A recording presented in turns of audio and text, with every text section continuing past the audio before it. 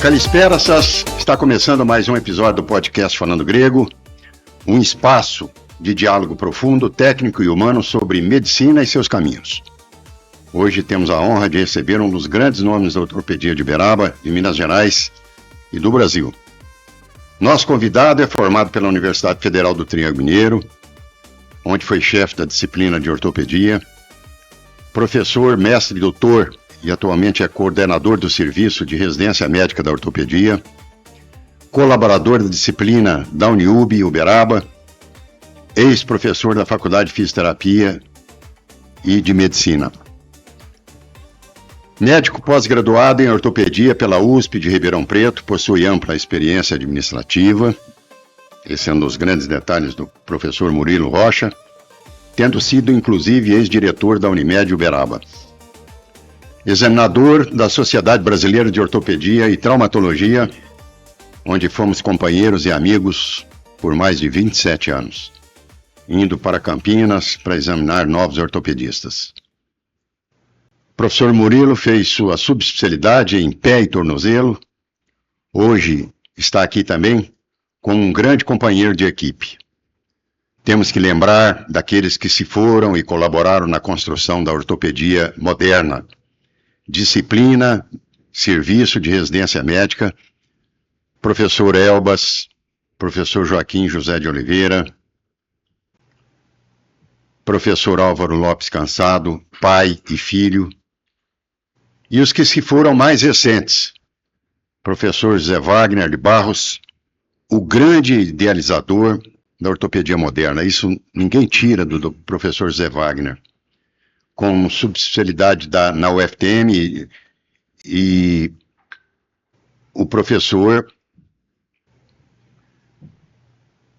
Edílio Prado Júnior, Nelson Barçan, Jorge Mauad, Justino e o Wilson Gaia.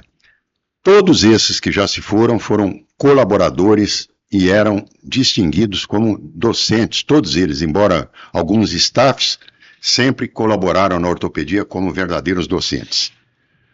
Professor Dr. Murilo Rocha, seja muito bem-vindo ao Falando Grego. Boa tarde, Constantino. É um prazer participar aqui desse seu programa. Eu entendo que essa sua iniciativa é muito produtiva e dá oportunidade para que todos nós possamos expressar alguma coisa da nossa experiência aqui no seu programa. Muito interessante isso que você tem feito. Murilo, eu tenho a honra de te receber aqui como um grande amigo que eu tenho durante todos esses anos de docência na UFTM. Na verdade, foi a nossa casa onde nós aprendemos a trabalhar, nós construímos com os nossos degraus ali, cada um colocou o seu tijolinho e construímos o que somos hoje em ortopedia e traumatologia. Então a gente não pode esquecer da nossa casa, que a UFTM foi nossa casa. Nos formamos, fomos docentes. O que te levou à medicina e especificamente a ortopedia? O que foi o elo que te fez seguir esse caminho de ortopedia e principalmente fazer medicina, que era muito difícil na nossa época? Constantino, a vocação para a profissão da medicina, ela foi surgindo aos poucos. Não foi nada uma iluminação. Na sua família tinha alguém que tinha sido feito medicina? Na família não tinha ninguém que tivesse sido médico. Havia, da minha parte, uma admiração muito grande pela profissão. Eu tive, obviamente, como todos, necessidade de atendimento médico durante a infância, durante a adolescência, e tinha uma admiração muito grande pela paciência com que os colegas, na época que atenderam os meus parentes, tiveram. E eu me senti tentado a escolher aquele tipo de atividade. Naquela fase de adolescência, eu tinha muitas dúvidas se era mesmo isso, se não era mesmo aquilo. E logo na época do vestibular eu tive uma experiência interessante, antes de entrar na faculdade, de ter a oportunidade de ir ao Hospital das Clínicas fazer um estágio para trabalhar em hospitais. uma iniciativa que me surgiu por uma indicação de um amigo. Eu fui ao Hospital Me das parece que Clínicas. nessa época, Murilo, a maioria dos que pensavam fazer alguma coisa em área de medicina, sim, enfrentavam esses Sim, estágios, iam aprender alguma coisa da área médica. exatamente. E como eu tinha dúvida, eu entendi que aquilo seria a oportunidade para eu tirar essas dúvidas. E o meu contato com o hospital, aos 18 anos, 17 para 18 anos, foi isso sim, foi uma revelação. Eu me entendi naquela região, me senti em casa no hospital, com os pacientes graves, com as dificuldades encontradas. Eu descobri que ali eu precisava ficar. E daí, ao meu empenho em fazer o vestibular e me empenhar para ser aprovado no curso. Então, a partir daí, eu comecei a realmente entender que eu precisava fazer aquilo. O- a ortopedia foi uma consequência, porque logo em seguida eu comecei a trabalhar no antigo pronto-socorro que havia aqui em Uberaba, Doutor Joaquim, do Joaquim, né, me que lembro era o disso. Instituto de Você Ortopedia de estava no Rio de Uberaba. Janeiro, tinha feito a sua residência lá Não, no mas Rio, bem foi antes antes? disso, foi Eu antes da lembro que o faculdade. pessoal comentava, o Murilo está vindo lá do Rio, vindo para Uberaba. E eu, durante a faculdade, eu trabalhei o tempo todo no hospital. Foi uma época realmente que eu me envolvi muito com a ortopedia e os colegas que trabalhavam lá, Silvio, Sebastião, me levavam para o Hospital Elhangote, me levavam para o Hospital São José, o Hospital Santa Helena, onde eu trabalhei muito em ortopedia. A minha ideia inicial era fazer cirurgia geral, eu tinha uma tendência para cirurgia geral, mas a experiência de ortopedia durante os 6 anos da faculdade Já sabe qual que era a minha me tendência influenciaram antes de muito. fazer ortopedia? Cirurgião cardíaco. Olha, Aos extremos que a gente é tenta verdade, fazer muitas vezes, é né? verdade. Murilo, em que momento você percebeu que a sua vida acadêmica faria parte do seu caminho? Essa Formou em medicina, será que você é professor? Você pensou isso alguma vez? é Te passou pela cabeça? até então nenhuma ideia de fazer atividade docente. O que me levou à atividade docente foi meus anos que eu passei no Rio de Janeiro, onde eu fui para fazer 2 anos de residência, naquela época eram 2 anos, e eu acabei ficando 10 anos no Rio de Janeiro, diretamente 8, 9 anos, e mais 3 anos ainda na pós-graduação. Eu tive um hospital onde eu trabalhei, o Hospital Barata Ribeiro, que é um hospital municipal, que é só de ortopedia, especializado em ortopedia, e que eu tive um contato com os residentes muito cedo e me responsabilizei pela organização do serviço de residência que estava naquela época embrionário naquele hospital, e eu me envolvi com isso. Me envolvi com a docência na Universidade Federal do Rio de Janeiro, onde eu comecei a fazer, onde eu fiz o mestrado, e isso acabou me levando para esse lado. Eu senti que eu tinha alguma coisa para contribuir na área da docência naquele período. Até A, então, não. a UFTM colaborou de uma certa forma, ela te ajudou a moldar você como professor, como ortopedista? Ah, não tenha dúvida, não tenha dúvida. É uma O contato, escola de aprendizado, né? o contato que tive com os grandes professores que nós temos na UFTM e que nós tivemos na UFTM, que passaram por lá, Sim. são uma fonte de inspiração muito grande para todos nós. E para mim não foi diferente. E quais influências marcaram a sua escolha pela subespecialidade em pé e tornozelo? Foi durante o seu mestrado que você teve uma professora famosíssima que fazia pé e tornozelo. Constantino, na verdade, a minha atividade mais Você faz tumor também, sim, isso, faz tumores ósseos também, sem dúvida pela influência de outros colegas que você trabalhou junto, o Sebastião, sim, né? a área da oncologia Oncologia, sim. me chamou muita atenção durante os anos da graduação aqui no Hospital Elhangote, que eu trabalhei muito com o Sebastião lá. Quando eu voltei para Uberaba, em 89, eu continuei trabalhando com o Sebastião lá e muito do que eu sei de oncologia ortopédica eu devo ao Sebastião, que é um pioneiro aqui na região de Já já ele oncologia. vai ser o nosso entrevistado aqui no Falando Grego também. E tudo que a experiência que eu acumulei da oncologia ortopédica, tudo foi relacionado ao Sebastião, a nossa dupla, que nós ficamos aqui muito tempo, nós dois sós, fazendo essa especialidade. Agora nós temos recentemente... Aliás, ele o Adriano. representa para nós aqui, é o ícone do tumor aqui na nossa região, certeza. Minas Gerais, e muito respeitado Reconhecido. no Brasil, reconhecido no Brasil. Nacionalmente. Sem dúvida, isso nós temos que levar em consideração. Aliás, todos esses colegas nossos que estiveram na docência, que já se foram e estão no descanso eterno, todos eles colaboraram de uma certa forma, cada um numa parte, né? Um coluna, outro quadril e assim por diante, todos fizeram, colocaram os tijolinhos para ser essa medicina moderníssima que a UFTM carrega hoje o nome da ortopedia para o Brasil inteiro. O que é a pós-graduação a nível de doutorado e principalmente frequentar Ribeirão Preto, aqueles monstros da ortopedia, professor José Batista Volpon, professor Kleber Pacola, e mais N professores os da cirurgia da mão, que nós tivemos esse contato com essas pessoas. Isso acrescentou uma visão científica e prática na sua vida? Constantina, desde a primeira pós-graduação na área da docência que eu fiz, foi o mestrado lá na UFRJ, o que me chamou a atenção foi ampliar os limites da minha visão de mundo. O jovem tem hoje essa visão do mundo hoje, por isso? Infelizmente as pessoas não têm Primeiro nós não temos docente. Há um imediatismo muito grande. Nós não temos docente uma visão hoje. mais próxima, mais míope das coisas. Não querem enxergar muito longe. O mestrado e o doutorado, principalmente o doutorado, porque o doutorado eu tive a oportunidade de conviver mais de perto, visceralmente, aqui na Universidade de São Paulo. E conseguir conversar e conviver com a atividade docente de vários colegas de especialidades diferentes. Não só da ortopedia, mas da anestesia, da cirurgia, pelos cursos em conjunto que nós fazíamos.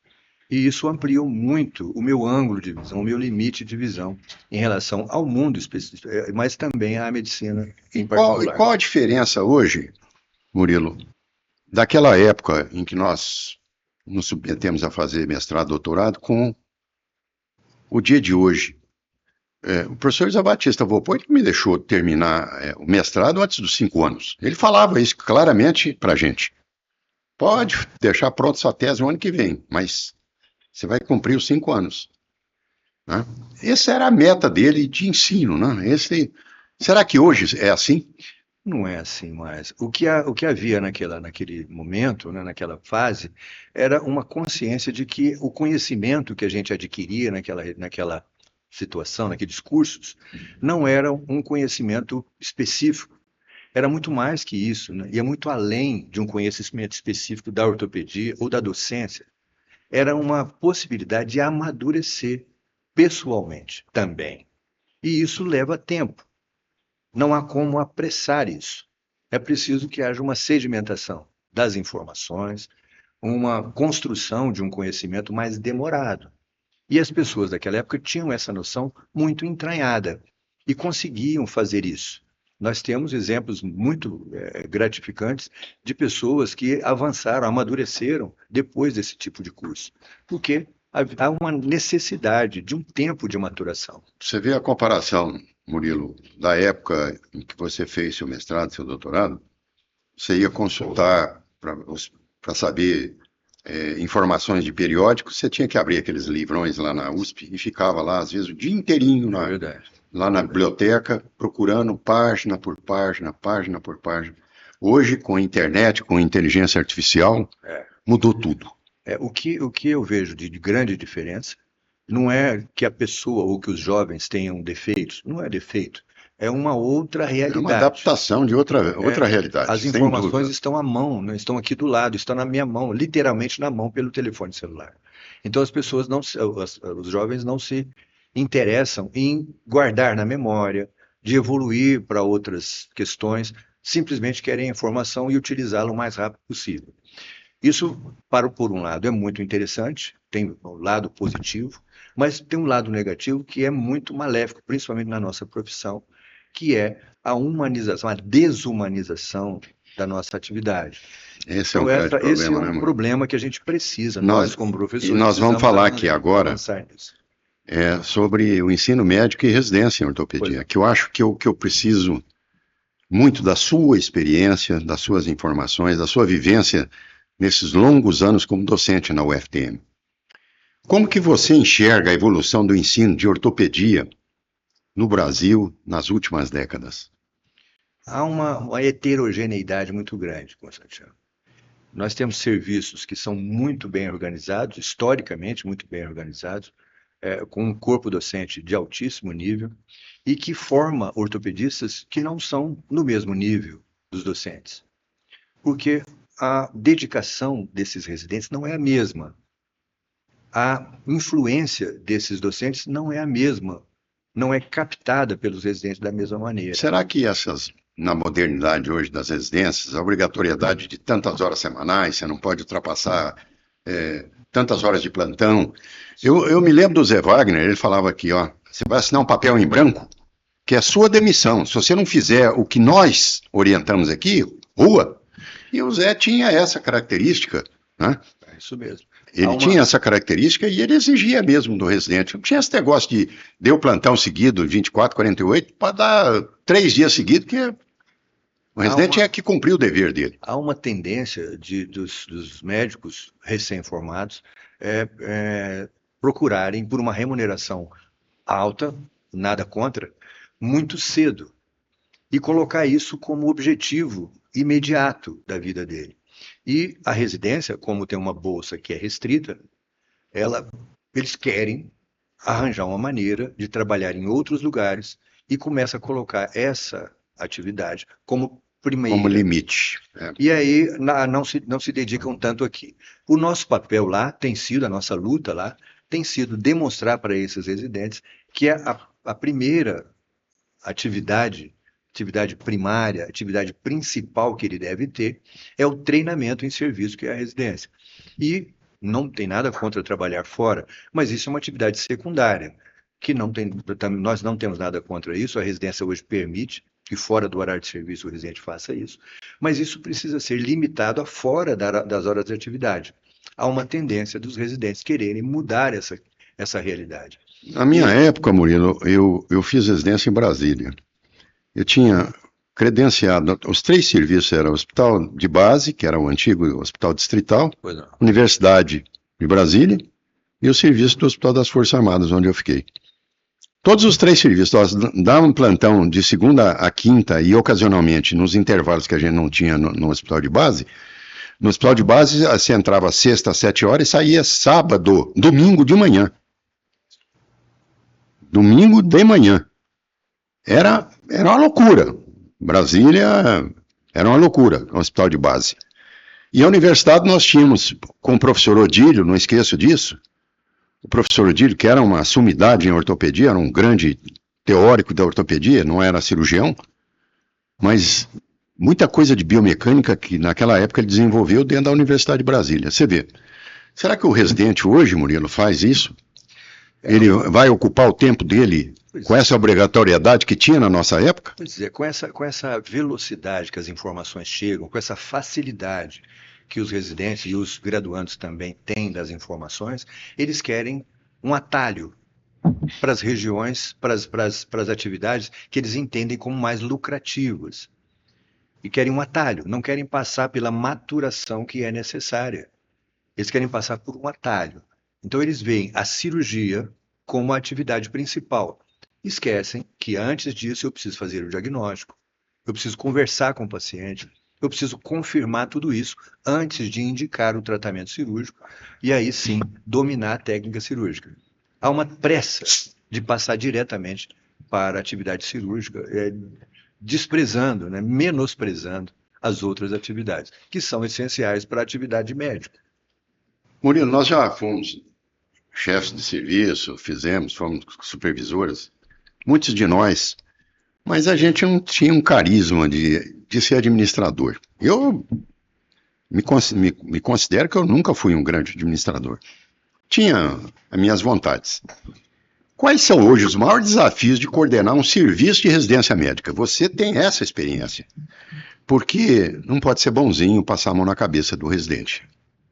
O desafio maior é exatamente isso que você está dizendo, é manter a disciplina e a dedicação do residente. Fazer com que ele passe por todas as atividades que são programadas com dedicação, com empenho e com aproveitamento.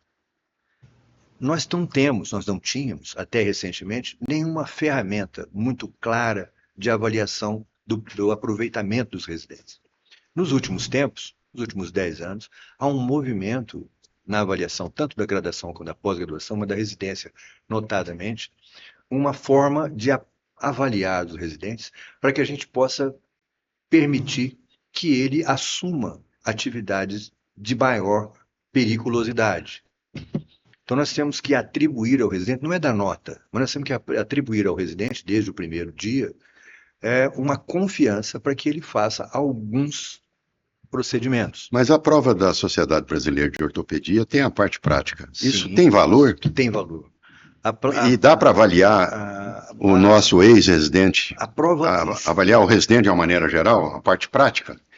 Não é muito restrito isso? É restrito por um tempo muito pequeno. Tanto é que a SBOT, a sociedade, tem feito um esforço para que a avaliação do residente seja feita desde o primeiro momento. Nós temos agora o TEPOT, que é o teste de progresso da ortopedia e traumatologia. Isso eu não conhecia. Que o residente faz desde o primeiro ano, do segundo ano e do terceiro ano.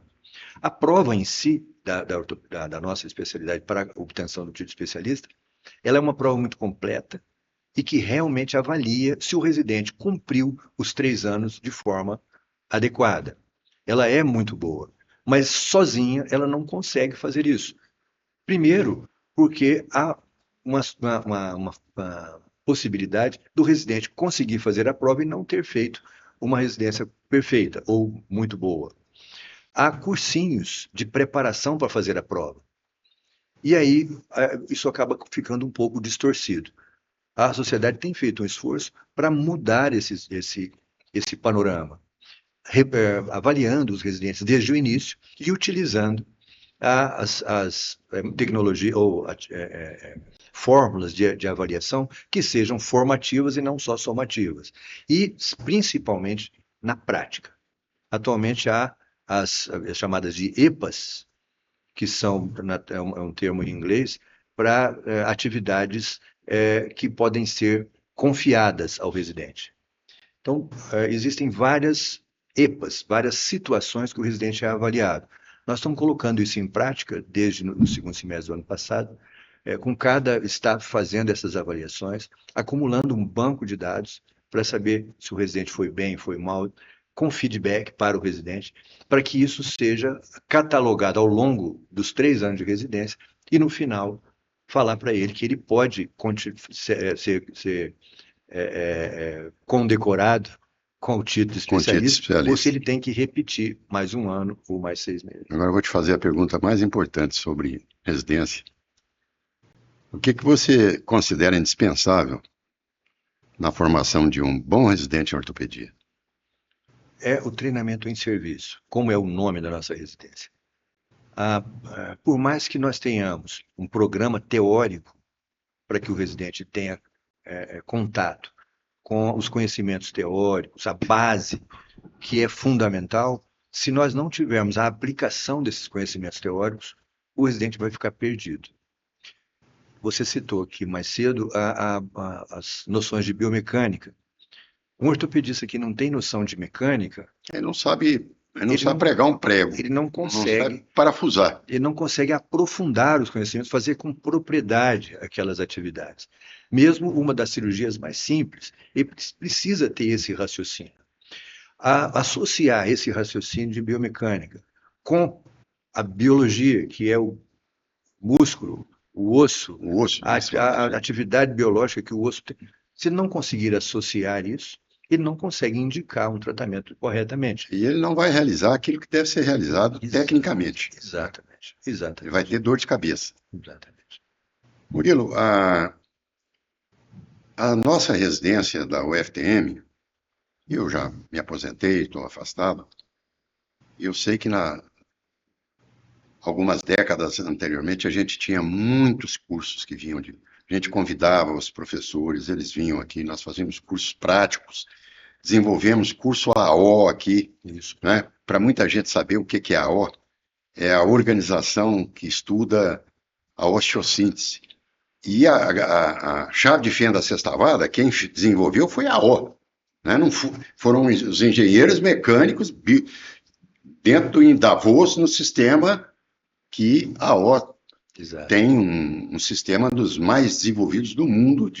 Hoje já está tudo a mão do americano, o americano já levou a maioria das coisas para lá, né? Mas não há dúvida que a nossa ortopedia, ela deve quase tudo a essa organização que a Fundação AO construiu na década de 50 e Inclusive o 60. desenvolvimento do titânio, de todas essas grandes ligas, materiais, ligas. Padronização, O técnicas O cirúrgicas. cockpit de um carro de Fórmula 1 hoje é de titânio. Isso. Por isso que os pilotos não morrem como morriam antigamente. As pesquisas da Fundação continuam, eles não têm mais o braço comercial, mas eles têm ainda a Fundação, a pesquisa. E a nossa O no Brasil e na América Latina? Nós ainda temos os trustees, né? Temos ainda Você ainda pessoas que pertence representam. ainda à O aqui na América no Brasil? Nós Murilo? participamos dos cursos sempre que possível. Nós participamos sempre que possível. Os nossos residentes, nós, como obrigatoriedade, eles participam dos cursos básicos e dos cursos Eu lembro a integração que existia pelo Dr. Zé Wagner, que tinha vindo da Santa Casa de São Paulo, e muitos dos nossos que vieram daqui de Ribeirão Preto, o intercâmbio que nós tínhamos em cursos com o pessoal da Santa Casa de São Paulo e em conjunto. da Universidade da USP de Ribeirão Preto era fantástico. Hoje eu não sei como que nós nos situamos isso. Hoje nós temos uma menor quantidade de cursos. Pela quantidade de gente que tem, há muitos candidatos, mas nós temos aqui cursos específicos em manequins para os residentes, e os cursos oficiais da O, eles são obrigados a fazer. Há diferença clara entre formar um técnico competente e formar um médico completo? Essa diferença é muito grande. Essa diferença é muito grande. E isso precisa ficar muito claro na cabeça dos nossos graduandos, principalmente, lá no início. Há uma tendência dos alunos, das pessoas mais jovens, ser mais técnicos, porque as informações são muito fáceis. Então, uma tendência deles serem mais técnicos e desumanizar a atividade do médico. O que acho que compete a nós, professores, aos cursos de medicina, é fazer com que os graduandos tenham essa consciência. E essa é uma tarefa difícil, porque uma coisa simples é você mostrar o que é errado aqui mecanicamente em alguma técnica. Mas você colocar na pessoa uma conscientização para que ela tenha um insight sobre esse assunto, isso não é uma coisa simples. Nós precisamos fazer um esforço, e esse esforço tem sido feito ele sempre foi feito com os exemplos. Os exemplos dos professores que tratam o paciente com humanidade, os professores que são empenhados, que têm uma congruência entre o discurso e a prática. O exemplo sempre foi a nossa arma. E será que hoje, o que não é docente, que está fora da docência, faria o que nós fizemos como docente? Você se lembra do seu ambulatório? Quantos pacientes atendia por dia? 80, 100, 200, sei lá. Eu teve uma época que o ambulatório de joelho tinha 150 pacientes num dia. E nós achávamos bom trabalhar. A gente não tinha preguiça de trabalhar. Eu acho que esse foi o grande aprendizado dentro da UFTM para nós. Sempre foi o exemplo. A ortopedia, sem dúvida, foi liderança dentro da UFTM em tudo, né? Serviço de residência, organização, a maioria dos residentes todos aprovados no curso da SBOT, e a gente batia para valer no residente porque era muito importante. Nós temos desde 1987 que a nossa residência existe, e pouquíssimas vezes nós tivemos menos de 60%, 70% de aprovação. E nunca foi descredenciado o serviço. Nunca foi descredenciado. Esse é o grande trunfo que eu sempre falo de você, Murilo, como professor, o grande mérito de ter continuado dentro da disciplina de ortopedia e mantendo todo esse equilíbrio, né? E falando em como equilibrar exigência, humanidade e saúde mental na residência, como que você coloca tudo isso?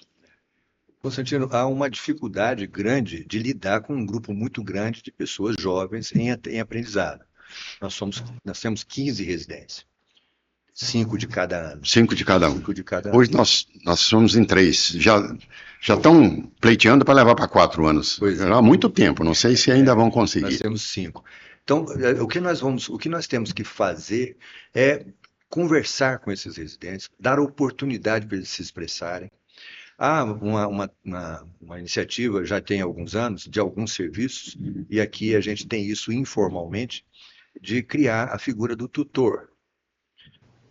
A tutoria na residência, como na graduação, é um momento em que os graduandos e os pós-graduandos podem conversar com seu tutor sobre qualquer assunto dentro da medicina ou dentro da especialidade ou fora dela. Questões como o que eu faço na vida, o que eu vou fazer depois da residência, para onde eu vou, como é que eu faço, dúvidas que os jovens têm, de uma maneira geral, a tutoria responde.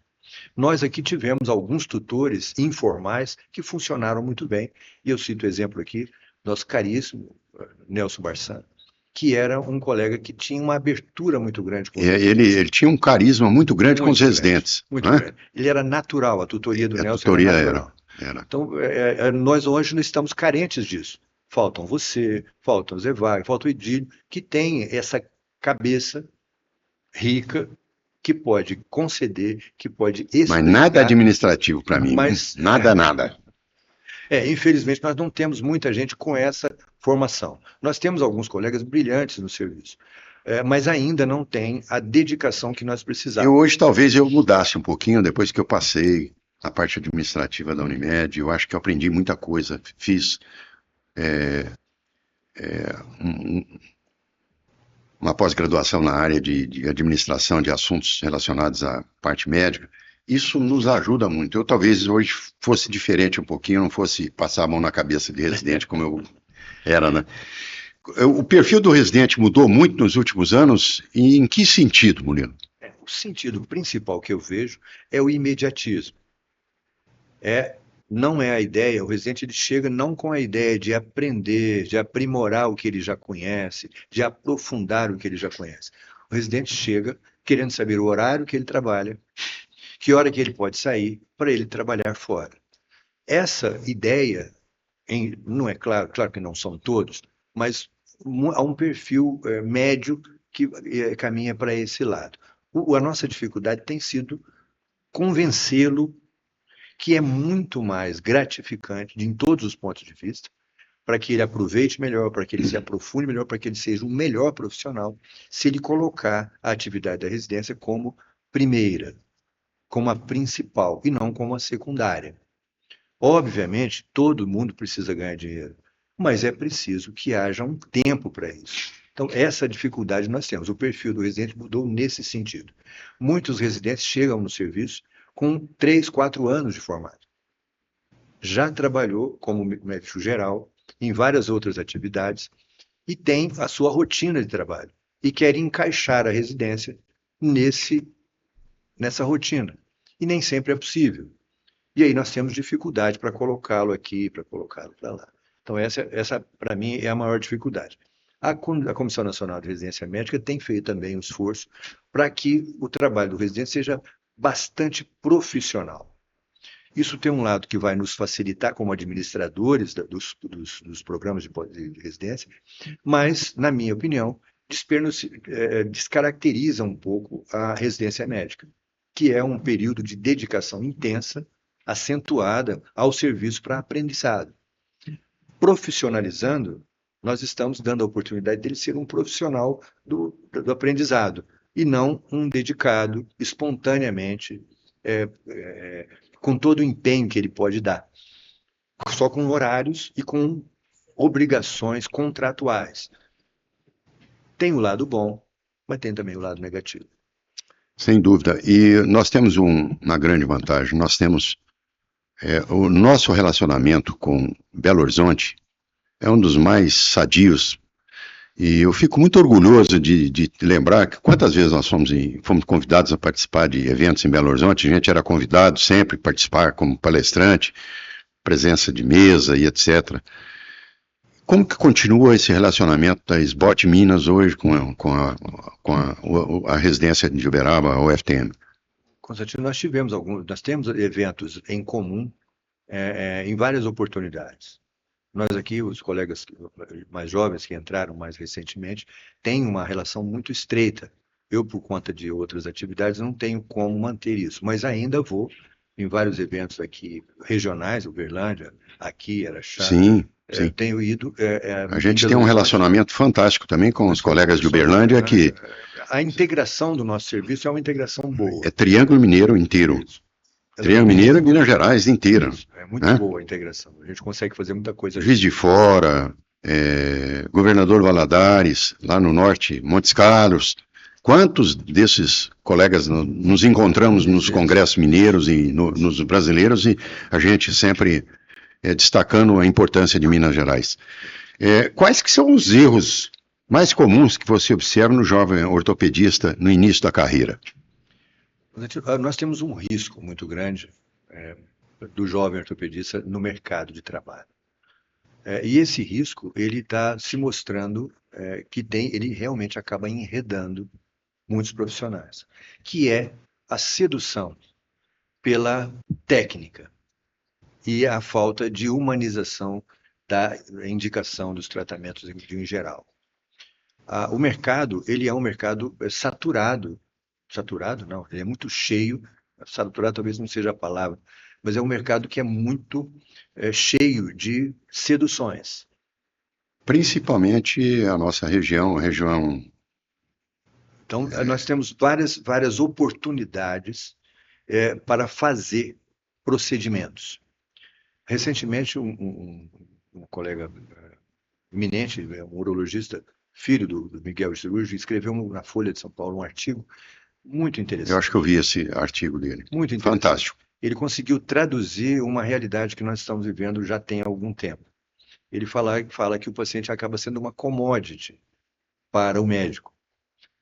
Muito ruim isso. Né? Obviamente, isso não é todo mundo, mas existe uma parcela que trabalha dessa maneira. Pedindo exames mais do que é necessário, tratando mais do que é necessário, mais com medicamentos, mais com procedimentos. Isso acaba levando a uma distorção da nossa atividade que é muito danosa para a nossa imagem em geral, para a medicina em geral e para os médicos em particular. Ele consegue traduzir isso bastante bem, citando essa dificuldade que os mais jovens, ou nem tanto mais jovens, têm com a sedução do mercado, de se fazer mais coisas, de se colocar mais tratamentos, de colocar mais exames, para que essa produção ele possa ter uma remuneração ou uma compensação financeira maior. Isso é realmente um desastre. Esse é o objetivo do nosso podcast, Falando Grego. É tentar trazer um diálogo profundo, técnico e humano, e os caminhos da medicina. Eu postei um desses podcasts nossos na Sociedade Brasileira de Cirurgia do Joelho, Minas Gerais. Você não imagina a repercussão desse podcast nosso. Por quê? Nós estamos voltando para trás aqueles que fizeram parte da medicina, do desenvolvimento de vários setores da ortopedia. E com certeza, pessoal de Belo Horizonte, esse podcast de hoje com o professor Murilo, também eu vou postar ele tanto na SBOT Minas como na SBCJ Minas. E avisar a todos esses grandes colegas de Belo Horizonte que se destacaram e que têm a sua história, com certeza nós iremos fazer os podcasts online, que é esse o objetivo nosso. Nós queremos divulgar o nosso estado, divulgar os nossos grandes profissionais. E no nosso podcast, nós vamos falar aqui um pouquinho agora sobre as provas da Sociedade Brasileira de Ortopedia, que a gente teve o privilégio de participar durante 27 anos. Isso para mim foi uma grande honra. Professor Murilo, qual a importância da SBOT na organização da ortopedia brasileira? Santino, eu acho que a importância da SBOT é tão grande que se ela não tivesse a influência que ela tem sobre todos nós, ortopedistas, a ortopedia nossa teria um nível muito mais baixo do que tem. A sociedade tem um papel fundamental na difusão das ideias, do nível altíssimo que temos aqui de assistência ortopédica na maioria dos lugares do Brasil inteiro. E a SBOT tem a capacidade de atuar em cidades maiores, cidades menores, em todos os serviços a SBOT consegue atuar e transmitir as suas ideias. A organização da nossa prova para o título de especialista é modelo no Brasil. Modelo para todas as outras especialidades. Nós temos prova desde a década de 70. E a prova ela é muito abrangente, ela abarca todos os lados da especialidade, desde a parte teórica, a parte cognitiva, até a parte prática, atitudes. Então, a prova da SBOT é uma prova muito completa. E a transparência da prova da SBOT é uma coisa assim, Sim. Que não tem nem comparação, porque você falar, meu filho fez ortopedia, mas eu não podia examiná-lo. E jamais ele cairia na mesa minha para poder examiná-lo. Há uma atitude E aí, eu não sei se você lembra disso, a brincadeira, o meu filho estava fazendo a prova da SBOT, e um dos amigos, colegas nossos, falou assim, Constantino, o que esse rapaz é seu? É meu filho. Então tá ferrado comigo.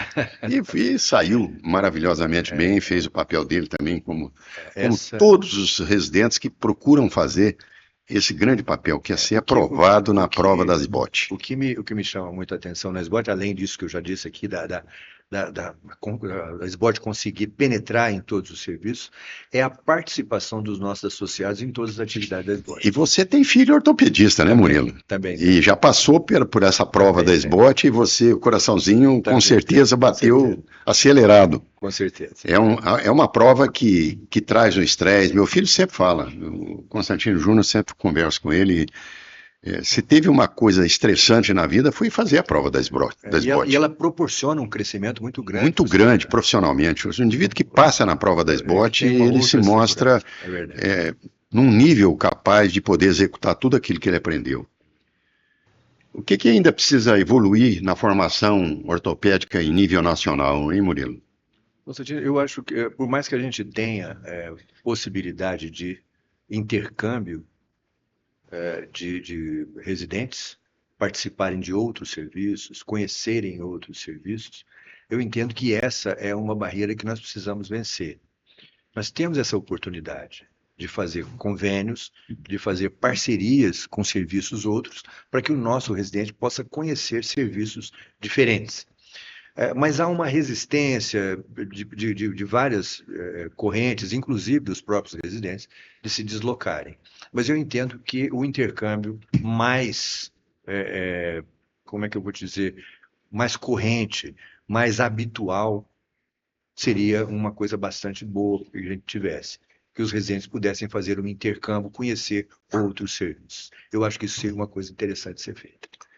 Nem vou te fazer essa pergunta, porque nós já falamos isso aí, que o exame da SBOT, ele avalia conhecimento, maturidade, postura profissional. Exato. Né? Exato. Tudo isso é importante.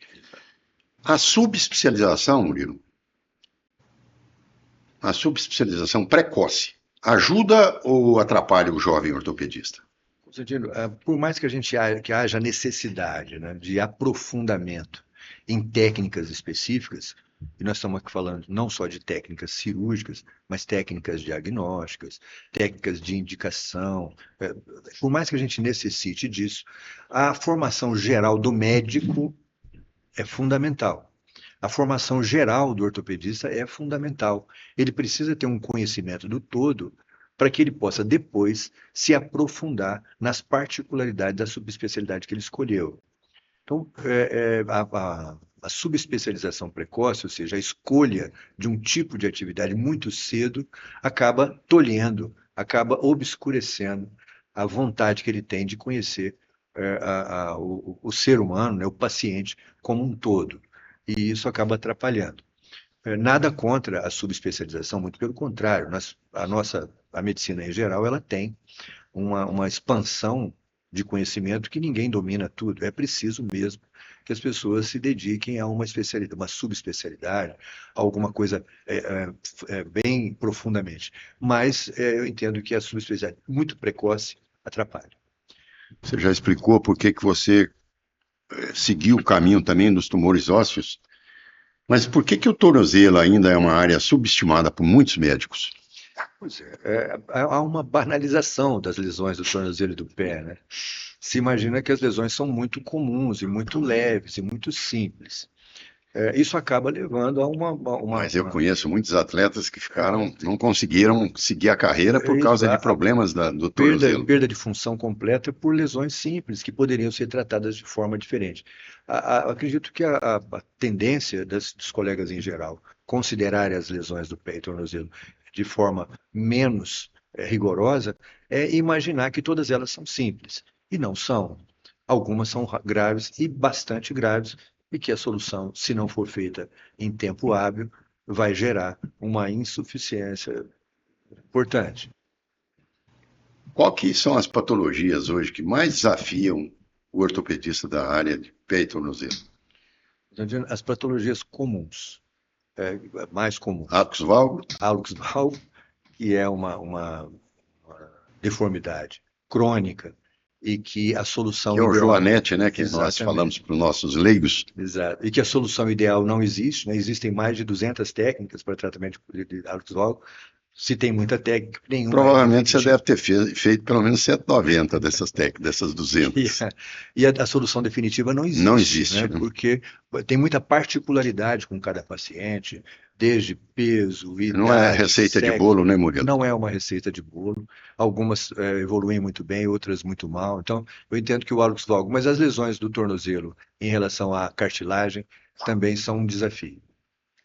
Murilo, como que a tecnologia, implantes, imagem, navegação ou robótica mudou a prática clínica? Mudou radicalmente. A capacidade que nós tínhamos de fazer um diagnóstico de um tumor qualquer na década de 70, hoje ela é completamente superada pela quantidade de exames que nós podemos Foi a detectar um ressonância ou foi tumor. a tomografia que evoluiu? A ressonância. A Ressonância, sem ressonância ela dúvida. conseguiu dar uma outra dimensão. Obviamente, a tomografia, nós não podemos dispensar a tomografia, porque a matriz óssea, a tomografia Ela ela é tem que mais ser bem estudada vista. pela tomo, né? Sim, mas a ressonância, pelo contraste que ela consegue dar, ela dá muito mais detalhes das lesões e uma antecipação, Por que que tem uma, pessoas que têm uma precocidade muito grande. essa rejeição? Não, não vou fazer ressonância, caramba. A ressonância ela ficou um exame bastante complicado para muitas pessoas, pelo tamanho da câmera que a pessoa tem que se sujeitar durante o exame e o tempo que dura aquele exame. E hoje já, o tempo já diminuiu O bastante tempo também, né? diminuiu muito e o tamanho da câmera, do tubo, já aumentou bastante. Então, essa sensação de muito encarceramento naquela região, naquele exame, diminuiu. Mas ainda temos muita resistência. Existe excesso de cirurgia, falta de indicação. E como equilibrar isso, hein, Murilo? Olha, como nós estávamos falando agora há pouco, nós temos uma parcela de profissionais, e isso não é nenhuma acusação, nada disso, é uma constatação da realidade. Algumas pessoas têm uma tendência a tratar com mais ferocidade, com mais gana, algumas doenças, que com um tratamento mais simples poderiam evoluir bem. A decisão de indicar um ou outro procedimento é muito subjetiva, é muito do médico, embora calçada em conceitos técnicos. Mas nós temos muitas variedades. A quantidade de procedimentos diferentes que nós temos para uma patologia só oferece a oportunidade de eu indicar um ou outro. Inclusive, indicar também os tipos de materiais que nós podemos usar. Nós temos materiais que custam 2 e temos materiais que custam 10. Você sabe da história da minha plaquinha, né? Sim, Estava 10 e a placa no sim. mercado que estava 5 mil. Então, Não foi para frente. essa é uma questão de mercado, Mercado, sem dúvida. especificamente, que não há como lutar contra isso. O que nós precisamos é uma conscientização dos profissionais para que a indicação seja precisa e que o custo, se for muito alto, se ele tem realmente algum benefício em relação aos outros. Mas não é uma situação simples.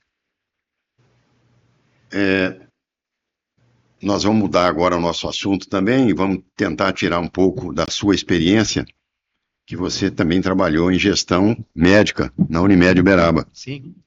O que motivou a sua entrada em gestão médica na época?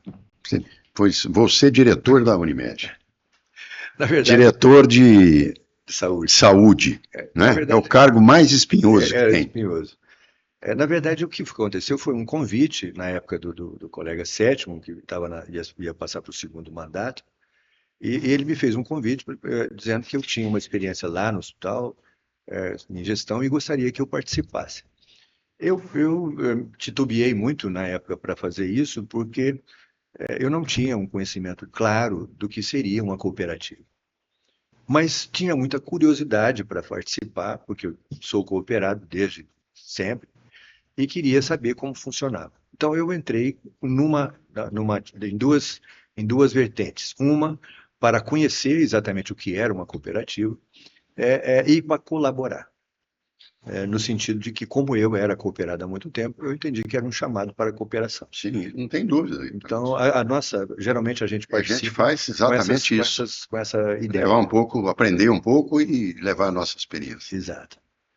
Murilo, qual foi o maior desafio como diretor da Unimed para você? A dificuldade da Unimed, da cooperativa, eu entendo. Antes de falar sobre a dificuldade da Unimed, eu gostaria de dizer que a cooperativa, na minha opinião, é a nossa grande salvação como médicos em geral no serviço privado. Os planos de saúde que não são ligados à cooperativa, eles têm uma lógica de funcionamento, que é, obviamente, nada contra, que é o lucro, que é ganhar quanto mais, melhor. A cooperativa, obviamente, ela tem que ser sustentada financeiramente. E ela precisa visar uma operação financeira que seja positiva. A cooperativa também tem isso. Mas a cooperativa ela tem uma gestão formada por médicos, que, na sua logística, tem os conselhos administrativo, fiscal, que leva a cooperativa a ser uma empresa diferente das outras empresas de saúde. Os médicos podem participar da gestão, opinar sobre a gestão. As diretorias são trocadas periodicamente. Se uma diretoria não está fazendo uma administração como toda a maioria acha, ela pode ser trocada e outra diretoria entrar e fazer uma administração diferente. Então, eu entendo que a cooperativa é uma forma de administração de uma empresa de saúde que é muito saudável e, para nós médicos, eu entendo que ela é ideal. Você sabia, Murilo, que os 10 maiores hospitais da Europa funcionam como cooperativas? Cooperativa. Em Atenas tem 2 hospitais, um inclusive que minha esposa foi tratada na época. É uma cooperativa de médicos e é um centro médico referência em Atenas. Tem 2 lugares, um em Atenas e outro no norte. Agora, você me fez uma pergunta sobre a dificuldade maior da cooperativa. Eu entendo que a dificuldade maior da cooperativa é a convivência com os cooperados e com as empresas que atuam na assistência médica, principalmente na parte de exames auxiliares. A cooperativa, como é lógico, como é óbvio, ela tem um limite de custo, um limite financeiro para gastar com as operações que ela faz. Então, ela precisa atuar dentro de um limite. Esse limite é dado pela nossa tabela, é dado pela nossa com a nossa Federação das Unimed, que entrou num acordo e que tem aquela tabela de funcionamento.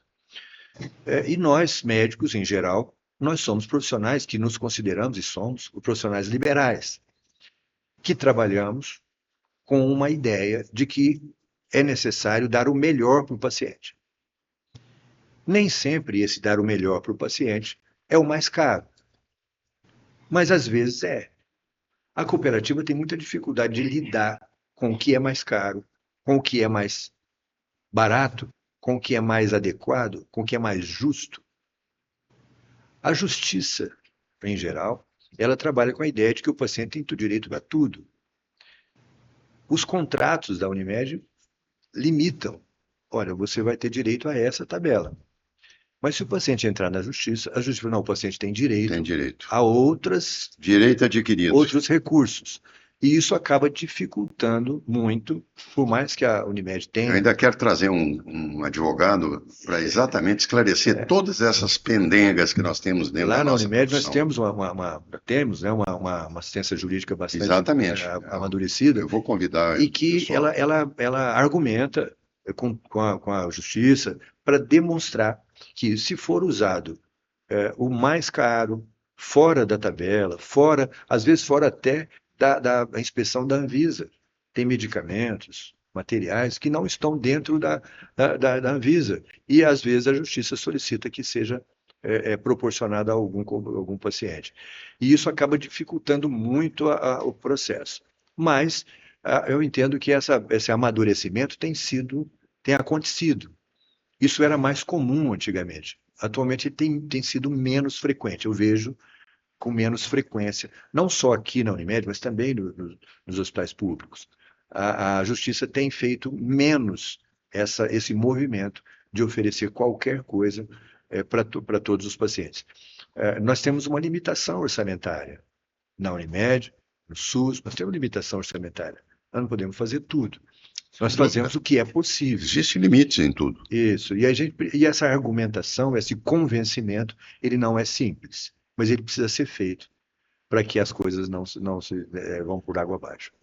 Quais são os erros mais comuns que você vê, Murilo, quando médicos assumem as funções de gestão? Há uma história, uma frase que é falando que quando a gente coloca um grande médico para gestão, a gente pega um gestor ruim e perde um grande Um médico. grande médico. Eu entendo que isso não é uma verdade absoluta. Eu entendo que os Muitas médicos. vezes se fala que quando você precisar de um médico, procure um médico e não um pesquisador, né? Também é uma coisa que eu não vejo como uma verdade absoluta. Eu entendo que os médicos precisam se envolver com a gestão de alguma maneira.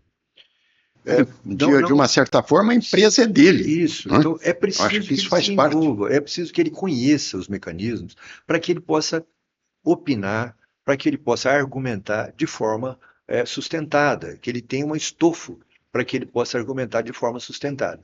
Porque se ele não conhece, a argumentação dele é simplesmente relacionada com uma situação, uma circunstância, e não com a situação geral da cooperativa, principalmente. Mas há necessidade que os médicos se envolvam um pouco na gestão, sim. E é isso eu entendo que acontece pouco. Uma pergunta importante: a relação médico-operadora tende a melhorar ou se tornar mais complexa?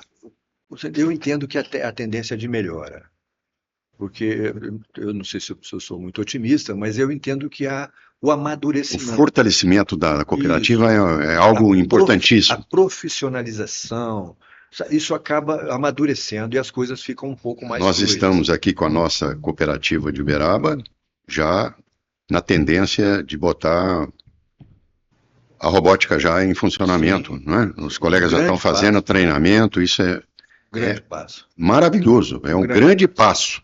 É o grande passo da Unimed Uberaba. Isso a gente, É verdade. sem dúvida, nós que somos cooperados, a gente sabe muito bem. Falando grego, nosso podcast entrevistando o Dr. Murilo Rocha e vamos para os detalhes finais da nossa entrevista. Se deixar, nós falamos aqui mais uma hora e meia. As reflexões finais e o legado do professor Murilo. O que te dá mais orgulho ao olhar a sua trajetória?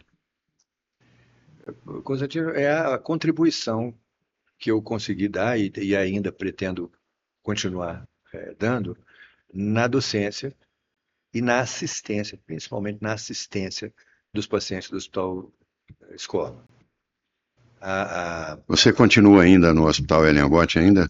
Não, no Eliangote eu não consegui continuar. Nós não conseguimos continuar, o nosso grupo, né? Adriano, o Sebastião e eu, nós não conseguimos continuar no Eliangote por várias situações. A gente atende lá no Hospital Escola. Hospital Escola já Eu faz atendo, todo. eu sou voluntário no Hospital da Criança, mas eu tenho muita, é muito gratificante Que atender paixão que os é o Hospital da pacientes. Criança, né? Verdade. É, o que você faria diferente se estivesse começando hoje? Eu não sei se faria nada diferente. As oportunidades que eu tive na Se vida você aproveitou todas profissional, eu elas, sem dúvida. aproveitei e elas foram, hoje eu sinto que elas foram muito gratificantes. É, e a minha oportunidade maior sempre foi com a nossa querida UFTM, desde a graduação até a volta para trabalhar na UFTM nesses anos todos. É ela que me proporcionou o crescimento, o amadurecimento que eu tive na profissão e principalmente como pessoa. Que conselho você daria a uma pessoa, a um estudante que sonha com ortopedia? Estude, Essa estude é a bastante, frase que eu mais encontrei aqui em todos que a gente fez essa pergunta sobre a área de especialização, é estudar. estude. É muito difícil dizer hoje para um médico que ele não vai abrir um livro nunca mais, né? Tem um trabalho feito que mostra se o profissional fica 5 anos sem fazer uma atualização, ele perde 25%. Se ele fica 10 anos, ele perde 50% da capacidade profissional dele. Então isso é trágico para o médico que não abre o pai dos burros. É preciso, Infelizmente, é assim. essa, esse empurrão para estudar tem esse significado, né? Não é possível, dentro da nossa profissão, não buscar conhecimento constantemente, a vida inteira. Qual que é o papel do professor na vida de um médico? É muito antiga essa ideia de que o professor ele deve fazer várias coisas, mas principalmente inspirar o aluno. Ele precisa ser fonte de inspiração. O aluno precisa olhar para o professor e querer ser igual a ele. Esse foi o grande legado que todos esses anos, e eu vou fazer um desafio para você, o ano que vem, 2026, nós estamos 26, 27, nós vamos fazer 50 anos da ortopedia. Isso. Você vai ser o responsável em fazer o encontro de 50 anos da ortopedia. Já vou te chamar isso. Vamos fazer. Nós vamos fazer 50 anos da disciplina de ortopedia, do serviço de residência, que eu acho que é importantíssimo isso, para a gente valorizar todos aqueles que passaram pela ortopedia. A nossa sorte, Constantino, É que nós estamos vivos, né? Passamos por pandemia, passamos por tudo, e nós perdemos um colega do nosso serviço na pandemia com esse maldito vírus, né? Isso. A nossa sorte é que nós tivemos vários professores da nossa universidade, desde lá o ciclo básico, o ciclo clínico, nós tivemos vários professores que foram inspiradores. Sem dúvida. Professores com conhecimento infinito. Sem dúvida. Medicina, professores humanos, professores que tiveram uma em atuação todas as áreas, e dentro da ortopedia, o próprio professor Elbas, que era um lutador, professor Lopes Cansado, né? Todos esses aí, Joaquim, todos eles deixaram um legado, cada um fez um pedacinho lá dentro da nossa ortopedia. Todo mundo colocou um tijolo lá. Como que você gostaria de ser lembrado pelos seus alunos e colegas? Pergunta chata, né? Professor Murilo ou doutor Murilo? A minha expectativa é que se lembrem de mim como uma pessoa preocupada com eles. O professor Murilo, o doutor Murilo, era preocupado comigo. Ele queria que eu chegasse a um ponto, que eu atingisse os objetivos que eu queria. Eu gostaria que eles lembrassem de mim com isso. Às vezes eu sou bastante exigente, principalmente em relação às questões básicas da nossa especialidade, e as pessoas, os alunos acabam reclamando um pouco disso. Mas eu espero que eles se lembrem de mim como uma pessoa que se preocupa com o conhecimento que eles estão construindo. Poucos tiveram o privilégio de ter, como eu tive, de poder ir num congresso na Europa, em Portugal, um congresso internacional, que nós tivemos a oportunidade de conhecer Portugal, fomos num congresso. Nós três, né? Nós três, eu, você e Maurício. Maravilhoso isso. Foi muito bom. E isso me honra muito. Eu vou deixar duas frases do dia a experiência é algo intransferível. Lausanne de Luca dizia isso. E só fazemos bem aquilo o que fazemos sempre. Aristóteles já dizia isso. Professor Murilo, foi uma honra compartilhar essa conversa tão rica, que transita pela ortopedia de Uberaba, do Triângulo Mineiro, de Minas Gerais e do Brasil. Pelo ensino, pela gestão, acima de tudo, pela medicina exercida como propósito. Tenho a certeza que nossos ouvintes saem deste episódio mais esclarecidos, inspirados e reflexivos. Muito obrigado pela sua presença, pela parceria de tantos anos e por contribuir com mais um capítulo do Falando Grego. Fique à vontade, Murilo. Eu é que agradeço a oportunidade de expressar aqui algumas palavras sobre os assuntos que você abordou. Eu achei que foi bastante interessante, você conseguiu tirar de mim alguma coisa, espero ter contribuído com isso. E quero também dizer que, pela sua condição de grego, você é uma sempre foi uma fonte de inspiração para mim. Eu sou um estudioso